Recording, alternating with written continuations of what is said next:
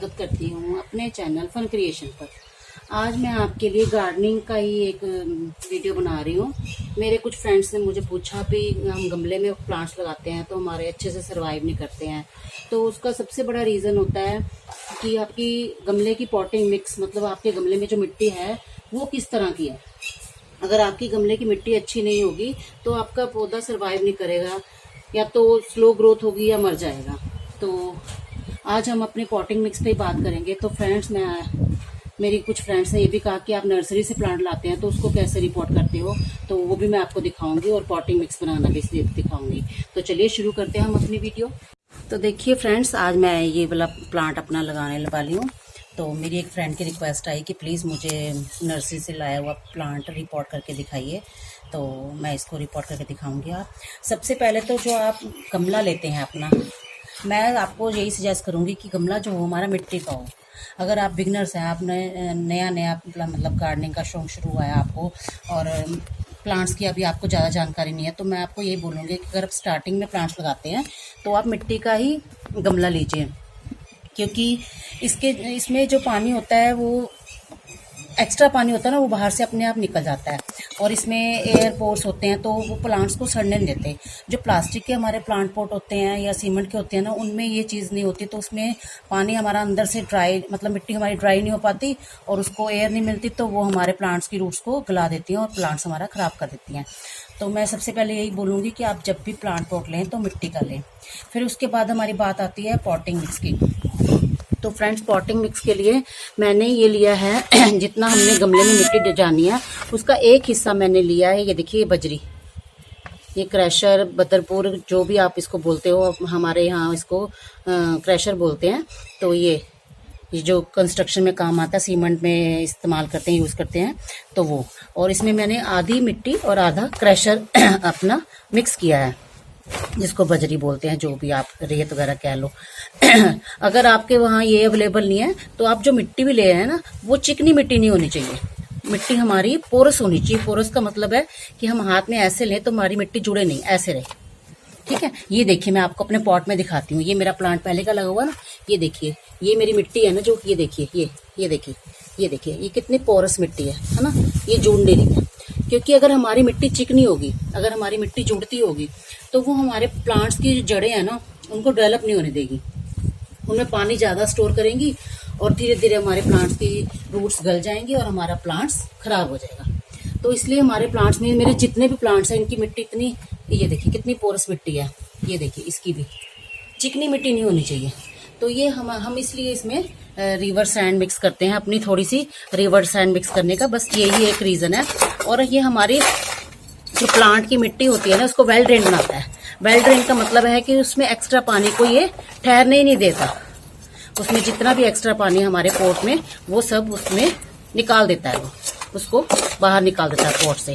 तो अगर हमारी बिल्कुल मिट्टी ही होगी तो वो पानी को अपने अंदर स्टोर करके रखेगी और धीरे धीरे हमारे प्लांट्स की रूट्स सड़ जाएंगी और हमारा प्लांट खराब हो जाएगा और हमें लगेगा कि हमारा प्लांट ही हमने केयर नहीं अच्छे से करी।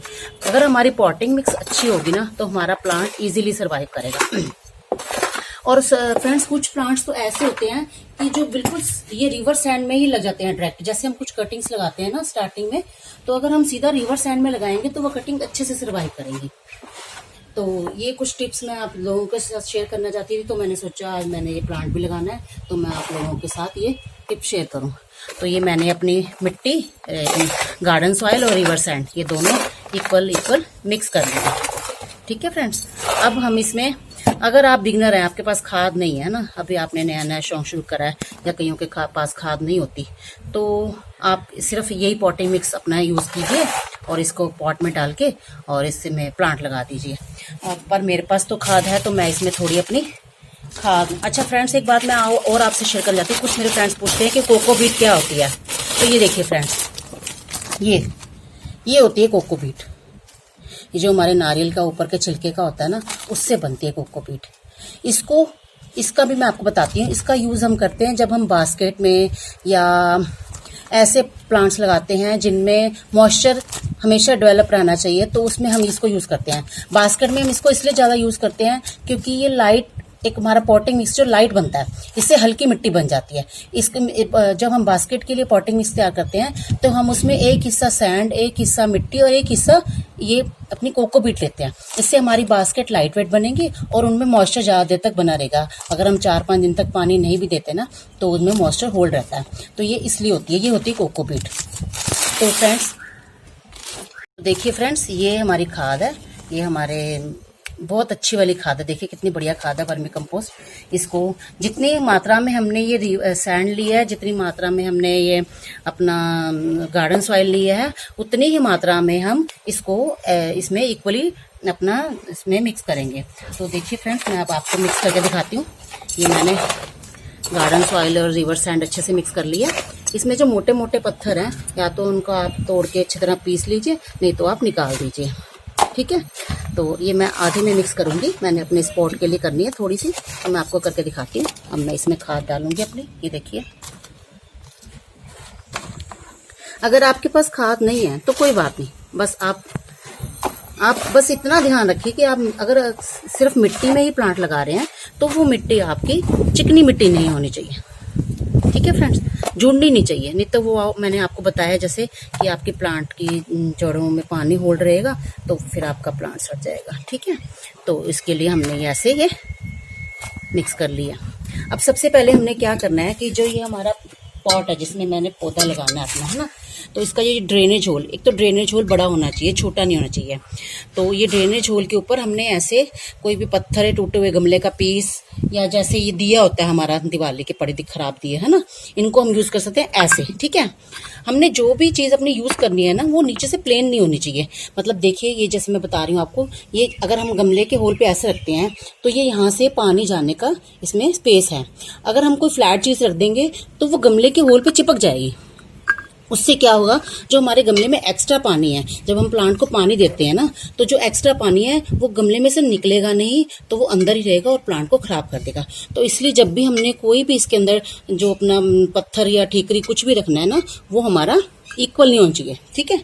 इसको ऐसे होल्ड कर दिया हमने, ठीक है। ये देखिए, ये इक्वल नहीं है और यहाँ से भी पानी जाने का रास्ता है सारी तरफ से। अब हमने ये इसके अंदर रख दिया। अब हम इसके अंदर अपनी ये पॉटिंग मिक्स फिल करेंगे थोड़ी सी। ये देखिए, मैं इसमें पॉटिंग मिक्स अपनी फिल कर रही हूँ। इतनी फिल करने के बाद अब जो ये हम नर्सरी से प्लांट लाए हैं, देखिए फ्रेंड्स, जो ये मैं नर्सरी से प्लांट लाई हूँ, अब इसको हमने सीजर लानी भूल गई मैं ऊपर। देखिए इसको ऐसे, देखिए फ्रेंड्स, जो ये नर्सरी से प्लांट आते हैं ना, इनमें जो मिट्टी लगी होती है ना, जो ये मिट्टी लगी होती है, इसको ये चिकनी होती है, ये लाल मिट्टी होती है, ये बहुत हार्ड होती है। तो हमने इसको तोड़ के काट के नहीं निकालना है। इससे क्या होगी, हमारे जो प्लांट्स की रूट्स है ना, वो डैमेज हो जाएंगी, उससे हमारा प्लांट्स खराब होने के चांसेस होते हैं। तो हमने क्या करना है, या तो इसको पहले गीला कर लें और इसको इजीली निकाल दें, ठीक है, या इसको हम ऐसे एक पानी की बाल्टी लेंगे और उसमें डिप करके रख देंगे। इसमें डिप करने के बाद क्या होगा, हमारी जो ये मिट्टी है ना, ये लूज हो जाएगी, हमारी मिट्टी लूज हो जाएगी और प्लांट्स की रूट्स में इजीली इसको हम छुड़वा लेंगे। ये देखिए, ये धीरे धीरे हमारी मिट्टी, ये देखिए, बिल्कुल हल्के हाथों से, रूट को डैमेज नहीं करना हमने प्लांट की। इसको या तो पानी में थोड़ी देर ऐसे डिप रहने देते हैं, तो धीरे धीरे ये मिट्टी लूज हो जाएगी हमारी। और ये देखिए, ये बड़ी इजीली ऐसे हो जाएगी अलग। हमने इसको ठोक के और काट के और किसी चीज़ से, खुरपी से मार के कभी भी रूट्स में से मिट्टी को अलग नहीं करना। ये बात हमेशा ध्यान रखना फ्रेंड्स, इससे हमारी रूट्स डैमेज हो जाएंगे और हमारा प्लांट्स खराब हो जाएगा, सरवाइव नहीं कर पाएगा वो, ठीक है। एक तो वैसे प्लांट्स, जब हम, एक बात और बताती हूँ फ्रेंड्स आपको, जब हम नर्सरी से प्लांट लाते हैं ना, तो उसको कम से कम 24 घंटे के लिए रिपोर्ट मत कीजिए। अब मैं ये कल प्लांट लाई थी अपने, तो 24 घंटे के लिए रिपोर्ट मत कीजिए, क्योंकि प्लांट जब नर्सरी से आता है तो वहाँ के एटमॉस्फेयर में और यहाँ के एटमॉस्फेयर में फ़र्क होता है, तो थोड़ा वेदर चेंज होता है, तो प्लांट थोड़ा शॉक में होता है। एक बात और, ये देखिए, ये जब हम नर्सरी से प्लांट लाते हैं ना, किसी प्लांट के बीच में ये देखिए प्लास्टिक की नेट, इसकी रूट्स को बाउंड करने के लिए प्लास्टिक की नेट लगाई होती है। तो हमने ये प्लास्टिक की नेट काट के निकालनी है जब हमने इसको रिपोर्ट करना है। देखिए, अब इजीली हमारी सारी जितनी मिट्टी है ये सारी निकल गई है आराम से। और ये रूट्स हमारी, ये देखिए, क्योंकि ये रूट्स हमें मिट्टी से अलग इसलिए करनी होती हैं क्योंकि ये मिट्टी होती है चिकनी, उन्होंने तो नर्सरी में रखना होता है सेल करने के लिए, हमने तो घर में ला के पौधे को सर्वाइव करवाना है अच्छे से, है ना। तो हमने इसको निकालना है, और ये रूट्स हमारी जब नई मिट्टी में जाएंगी तो उसमें इजीली डेवलप करें, इजीली ग्रोथ करें, इसलिए हमने इस मिट्टी को निकाला है। अब ये नेट भी हमने काटनी है, तो ये मैं नेट आपको काट के अभी बताती हूँ कैसे काटनी है। देखिए फ्रेंड्स, अब मैंने इसको पानी में से निकाल लिया है। अब ये हम जो अपनी प्लास्टिक की नेट है इस प्लांट की रूट्स में फंसी हुई है, इसको बड़े प्यार से काट के ऐसे निकालना कि हमारे रूट डैमेज ना हो। सारी तरफ से इसको अच्छे से काट देती हूँ मैं। देखिए फ्रेंड्स, मैंने ये नेट को काट के निकाल दी। टोकरी सी प्लास्टिक की छोटी सी लगाई होती है इन्होंने। तो अब हम इससे ज़्यादा इसमें रूट्स को, मिट्टी को नहीं हटाएंगे, बस जितनी हमने मिट्टी को हटाना था हटा दिया। ठीक है, अब हम इसको रिपोर्ट करेंगे। तो देखिए मैंने इसमें थोड़ी सी मिट्टी डाल दी है, ये अपनी, है ना, थोड़ी सी मिट्टी डाल के, और इसको यहाँ सेंटर में हम सेट कर देंगे। फ्रेंड्स, ये विद्या का पौधा है, ये घर के लिए बहुत अच्छा होता है। पर मैं एक बात आपको इस पौधे के बारे में और बता देती हूँ। अब मैं ये पौधा लगा रही हूँ तो इसके बारे में भी आपको जानकारी दे देती हूँ कि इसकी मिट्टी हमेशा मॉइस्ट रहनी चाहिए। इस प्लांट की हमेशा मिट्टी मॉइस्ट रहनी चाहिए। और दूसरी बात, जब भी ये पौधा आप नर्सरी से लेके आएँ, हमेशा पेयर में लेके आएँ। ये पौधा सिंगल कभी सर्वाइव नहीं करता। ऐसा मानते हैं कि ये हमेशा पेयर में लाना चाहिए, और इसको मेन डोर की एंट्रेंस पे दोनों तरफ रखना चाहिए। अपने घर की मेन डोर की एंट्रेंस पे दोनों तरफ इसको रखना चाहिए। ये घर के लिए बहुत अच्छा होता है। ये पॉजिटिव वेव्स हमारे घर में जितनी भी मतलब नेगेटिविटी उसको निकालता है और पॉजिटिव करता है हमारे घर के एटमॉस्फेयर को। तो ये पौधा आप अपने घर में ज़रूर लगाइए। आपको नर्सरी वाले पता नहीं बताएंगे या नहीं बताएंगे, तो मैं आपको बता रही हूँ कि ये पौधा जब भी आप नर्सरी से लाएं तो पेयर में लाएं। तो देखिए फ्रेंड्स, मैंने इस प्लांट को इस पॉट में लगा दिया है, और इसमें ये अपनी सॉइल डाल दी है। ठीक है, अब हम इसमें प्लांट में इतना पानी देंगे कि जब तक हमारा नीचे से ड्रेनेज होल में से पानी निकल ना जाए। पहले हम इतना डाल के इसको छोड़ेंगे। जब ये पानी अंदर पूरी तरह से मिट्टी एब्जॉर्ब कर लेगी, उसके बाद हम थोड़ा पानी और डालेंगे। एक बात मैं फ्रेंड्स आपको और बता दूं कि जब हम किसी प्लांट को नया ला के गमले में शिफ्ट करते हैं, तो उसको कभी भी डायरेक्ट सनलाइट में नहीं रखना हमने, कभी भी।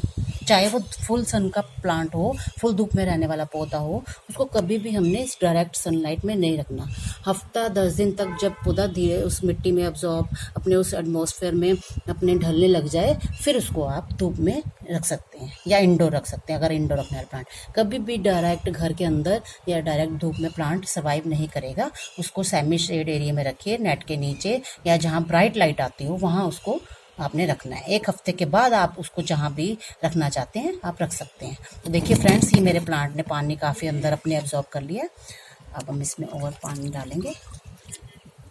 देखिए फ्रेंड्स, मैंने अब इस पॉट में 2-3 बार करके थोड़ा थोड़ा पानी डाला। अब देखिए हमारा ये ड्रेनेज होल से पानी बाहर आ गया है।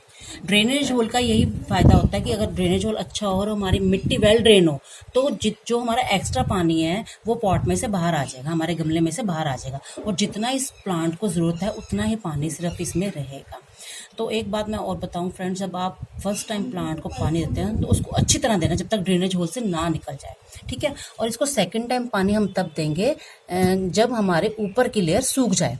ये किसी भी प्लांट के लिए है, कोई भी प्लांट आपका हो, उसको सेकंड टाइम पानी आपने तब देना है जब आपके ऊपर की लेयर सूख जाए।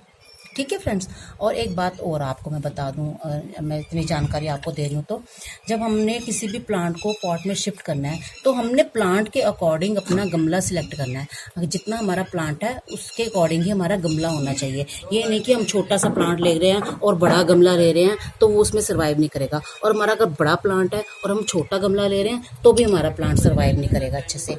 तो प्लांट के अकॉर्डिंग हमने गमला सिलेक्ट करना है अपना। जितना हमारा प्लांट है उसके अकॉर्डिंग अगर हमारा गमला होगा तो हमारा प्लांट अच्छे से सर्वाइव करेगा। हमारी मिट्टी अच्छी होगी, हम पानी उसको अच्छे से देंगे, उसको सनलाइट अच्छे से मिल रही है, तो आपका प्लांट कभी भी मरेगा नहीं। तो फ्रेंड्स, मैंने ये जानकारी जो आप लोगों को दी है, तो अगर आप लोगों को अच्छी लगी हो तो प्लीज़ मुझे इसे लाइक कीजिए और मुझे सब्सक्राइब कीजिए। Thank you.